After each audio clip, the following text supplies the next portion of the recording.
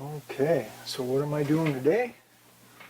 Well, first I'm hiding from the heat, and second, video from a couple of days ago. I was out attempting to trim the hedges, and I don't know if autofocus is really going to grab that very well, but yeah, I kind of sliced it up a little bit. So today's goal is to fix that with some solder and some heat shrink, and hopefully end up with a equally waterproof power cord.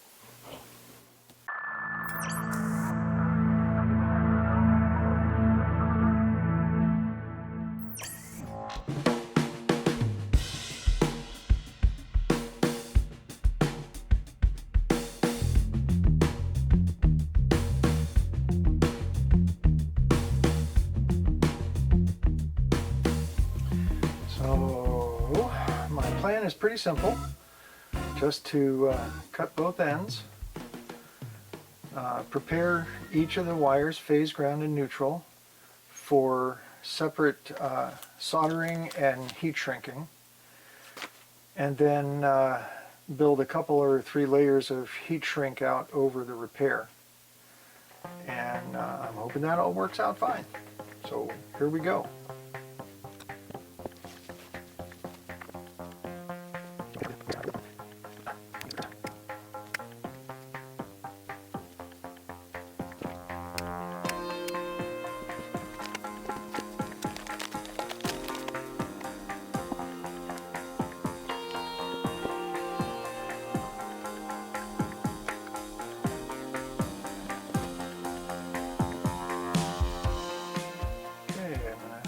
Strip the jacket back a bit,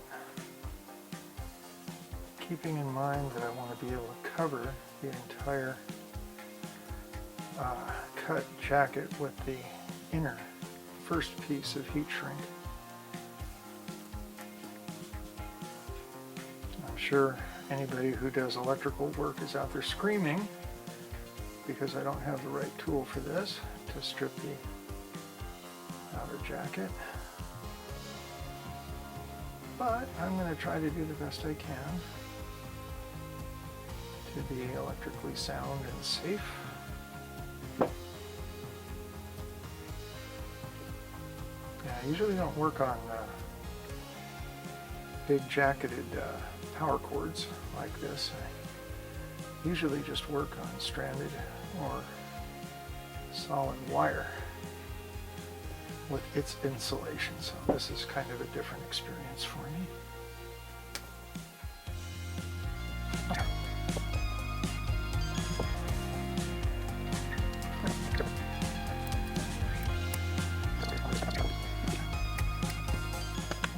Before I forget, put the outer heat shrink on now.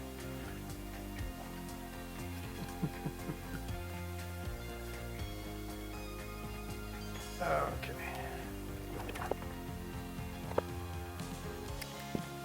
Okay, well, for the most part, I've got the wire stripped the way I was hoping for. We'll pause right here for a moment just to point out that those 3 wires should not have been at the same length, because it'll cause troubles in a little while. When I try to shrink everything together, even in soldering, it just becomes too wide to be manageable in order to put the shrink on like I wanted to. Okay.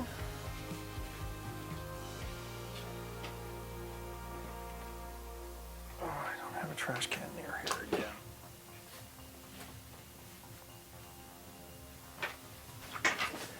And now we'll do the same on the other side.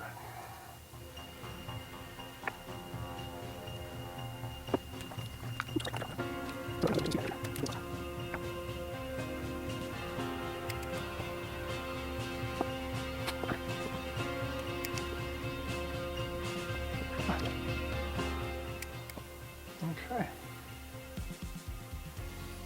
Now the next challenging part is going to be doing the stripping so that it's long enough to get a piece of heat shrink on the wire.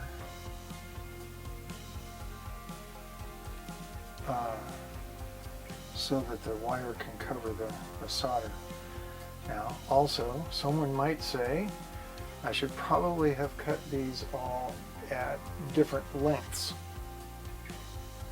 which would make a lot of sense because then the solder joint would be at different points. In any case, I'm not going to do that. How's that?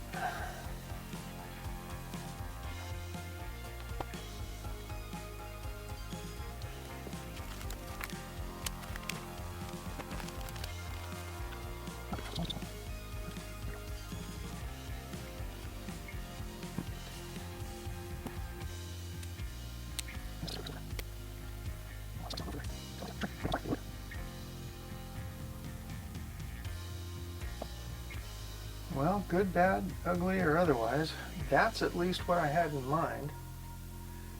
Can't quite see that, maybe. Okay, set that aside.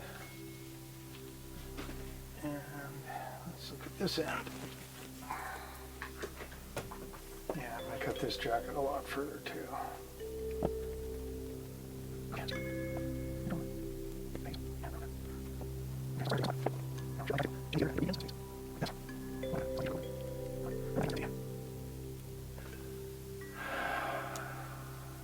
Excuse me while I think about this for a bit. What I think I'm going to do is actually take a little bit of the wire out. No, I don't want to do that.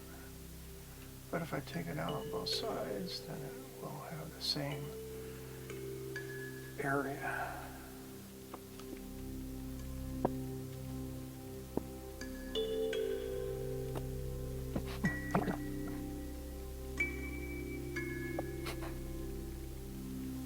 End up with a couple too many things to try to wrangle at once at the rate I'm going here.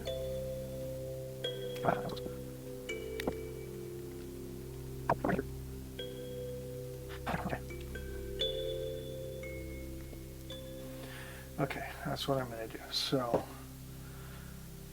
this is going to probably seem crazy, but I'm going to remove half the wire, approximately, from each side's conductor, and then have the other half ready to solder.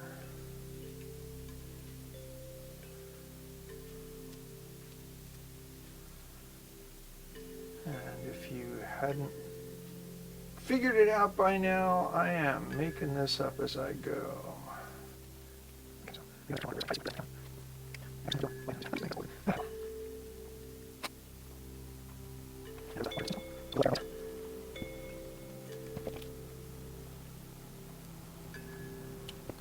Okay, so once again,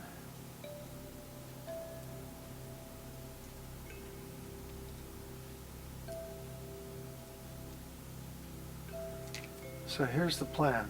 I have the side that has the longer strip. This actually is the main cord end. And I've got about half of the strands clipped out of each of those. Hopefully far enough back that I can solder them easily. And the other side, I don't have shrink on it, but I am going to tin it. So get out Mr. Soldering Iron. And that's where the camera is focused.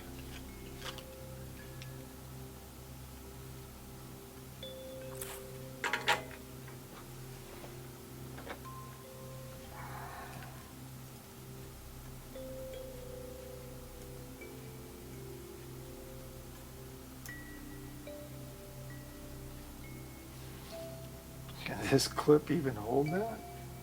It does. Okay. Where's the work piece? It's up here.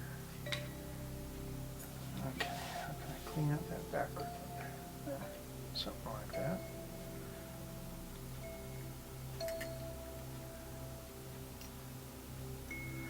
All right, well, here we go.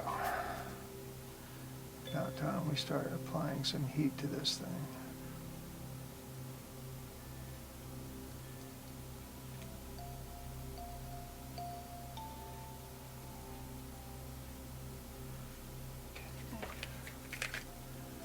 That's the phase wire.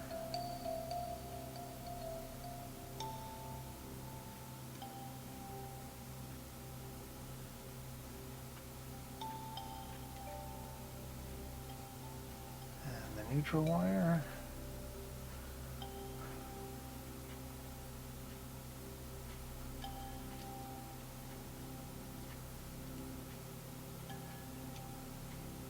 And the ground wire.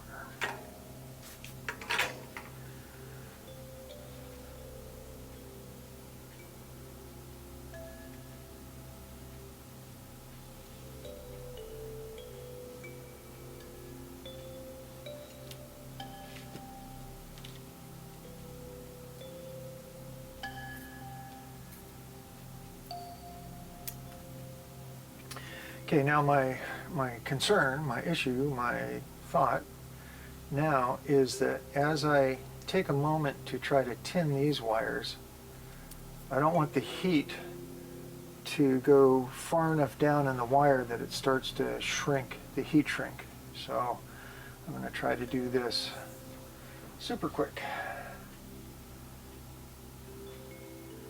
And yes, I'm tinning both sides because once I get the two ends together, when they're tinned, the solder tends to flow rather easily, making a good mechanical solder joint.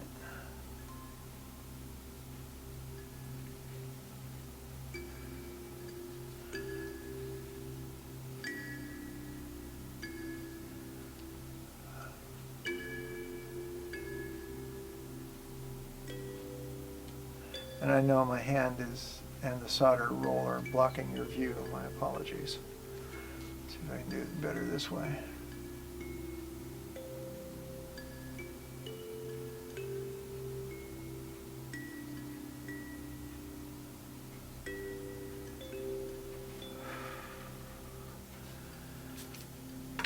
Okay. Well, moment of truth, folks.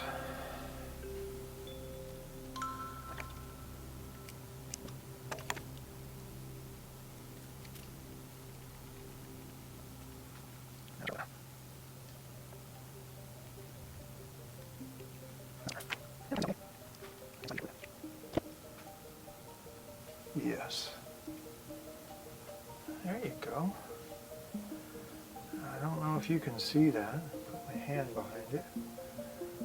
But the heat shrink is covering the original insulator on both sides, and it's gone over the solder joint. Yay! Okay, there. Heat shrink is up there for that one. Now, just a note, I may have made, excuse me, my tinned cable ends a little too fat. Might inhibit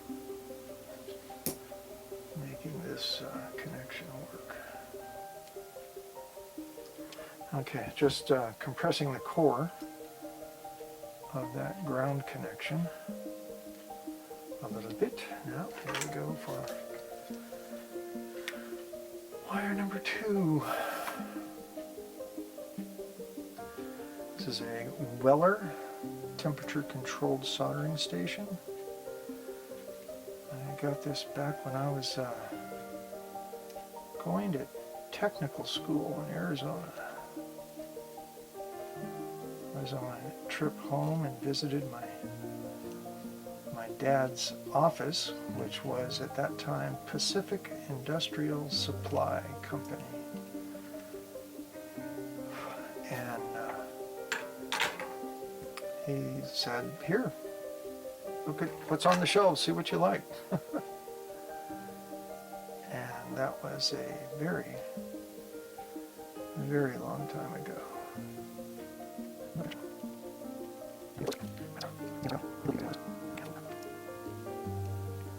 good shiny solder connection.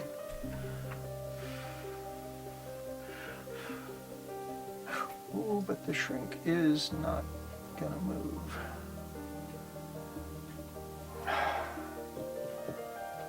Electrical tape. I'm now gonna try to do the neutral wire. See if I can get it to solder without heating up the wire enough to make it so that I can't slide the heat shrink down.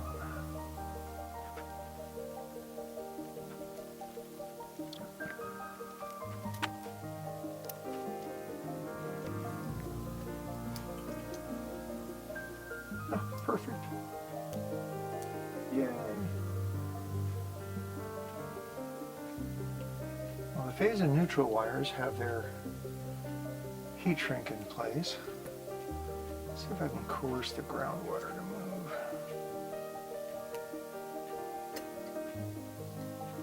Nope, not gonna happen. So it's time for some electrical tape.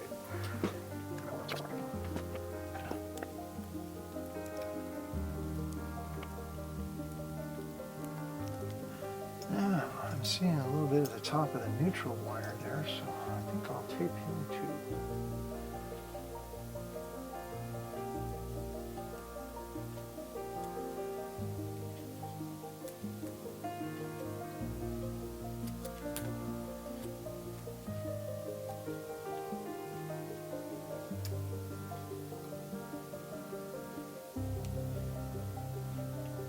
Oh, wow, I should shrink that stuff first.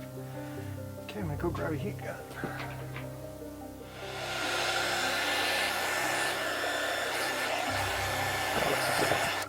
That's pretty fantastic. Thank you, Brenda. Sure. But don't you have to heat shrink this too? Eventually. Oh, okay. Now I've got more work to do Ah, here. okay, cool. I thought it worked. Yep, thank you. Me too. Okay, guys. Neutral to neutral, ground to ground, phase to phase, and now some more tape over the whole kit and caboodle.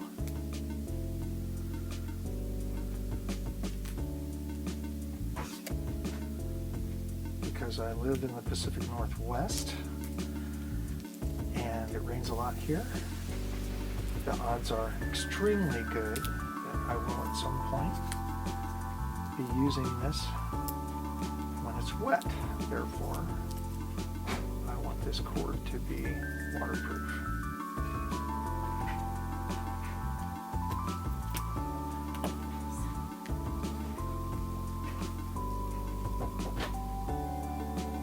Okay, so let's see if the heat shrink idea will work.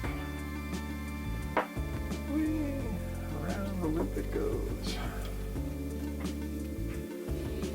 So I put two pieces of the same diameter heat shrink on the cord, hoping I'm going to build that joint. Actually, let's think about this for a second. I should fill that gap.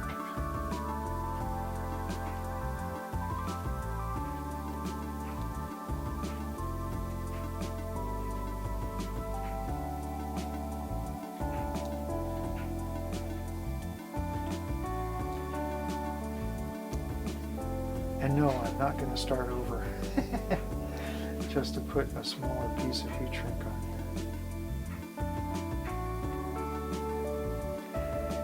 here. So what's the crazy bass player doing? Well, I thought it would be a good idea to put a piece of heat shrink over that area, just to add bulk to the diameter before I put a piece over the whole thing.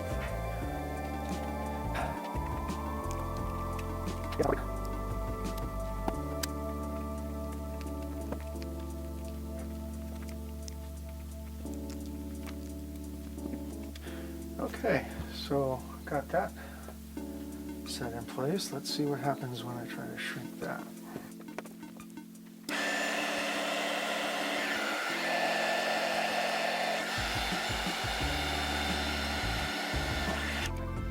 Ow. Woohoo! Warm.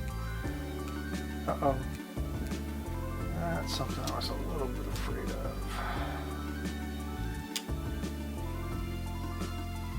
The whole thing would overall be too big to slide this over. There we go. So I'm a little concerned about my third piece.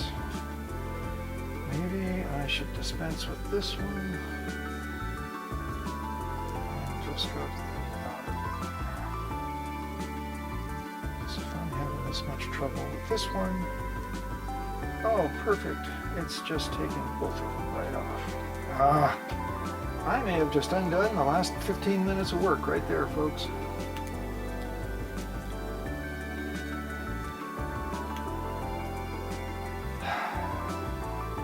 Man, let's see what happens.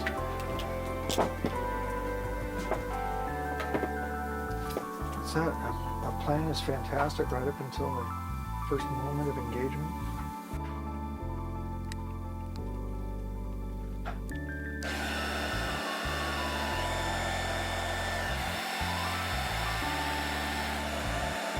Okay, I'm going to let that cool down for a bit before I try to slide this over. Or not. Yep, I'm going to let it cool down for a bit. See you in a bit. Okay, well, it's been about, I don't know, 10 or 15 minutes. What happened here? Well, I can't get the final outer coating cover of heat shrink over the entire first part. It's about to there, and then the end of the original cover is here. So I put a nice double layer of electrical tape all the way down there, and since this is here, I'm going to shrink it, and then I'll give it a quick buzz test, and then I'll plug it in.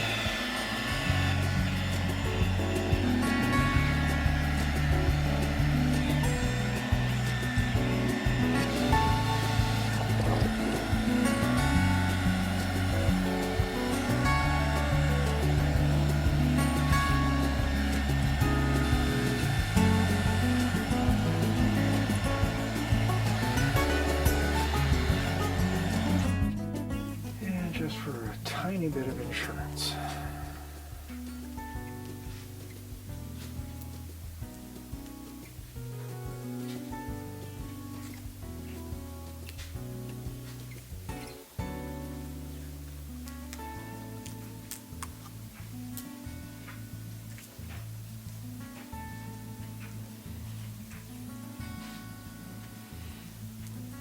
Okay, well, I wouldn't drag this cord through a puddle of water, but I think it's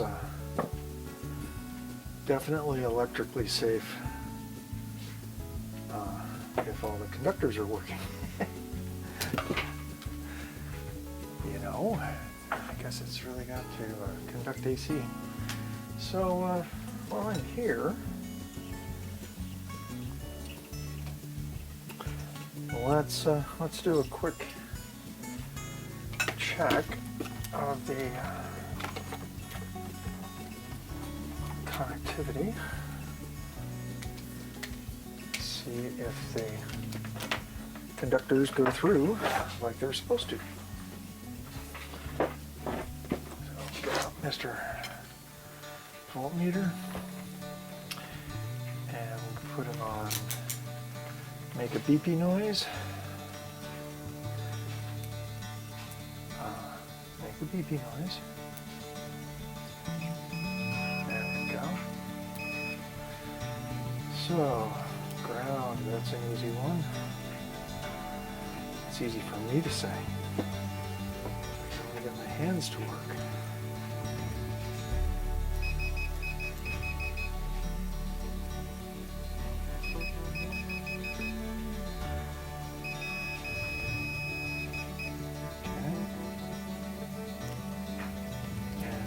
The other one's good.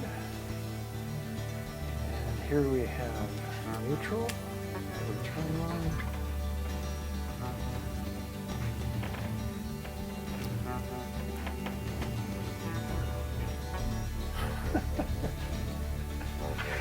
I need octopus arms. Okay,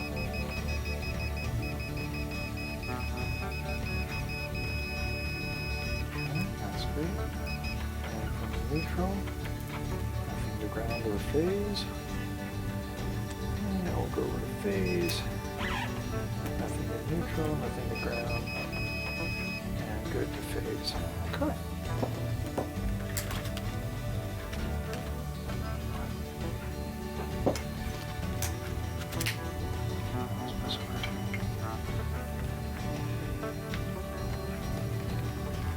Gift from daughter-in-law. Used to work at Fluke. Okay, well, there you go, guys. Let's hope the repair works, holds, and all that.